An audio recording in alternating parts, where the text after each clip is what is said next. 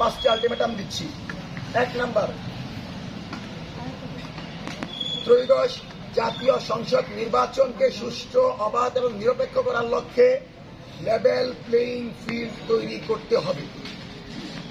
দ্বিতীয়ত, 2রা ফেব্রুয়ারির মধ্যে শতভাগ অস্ত্র উদ্ধার করে মাঠে থাকা সকল অবৈধ অস্ত্র উদ্ধার করে নিয়ে আসতে হবে এবং জনগণের জানমালের নিরাপত্তা সম্পূর্ণরূপে নিশ্চিত করতে হবে। তৃতীয়ত, সেনাবাহিনীর মাধ্যমে এলাকা ভিত্তিক অপারেশন পরিচালনা করতে হবে।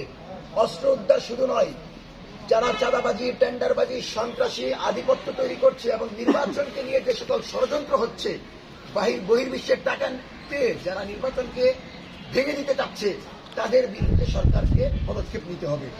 চতুর্থত, জুলাইয়ের সকল নেতৃবৃন্দের উপর সর্বোচ্চ নিরাপত্তা নিশ্চিত করতে হবে এবং প্রার্থীদেরকে নিরাপত্তা দিয়ে কোনো ধরনের আঘাত যেন তাদের উপর না আসে, সেজন্য অন্তর্বর্তীকালীন সরকারকে দায়িত্ব নিয়ে তাদেরকে সেই নিরাপত্তা নিশ্চিত করতে হবে এবং কোনো প্রার্থীকে অতিরিক্ত প্রোটোকল দেয়া যাবে না।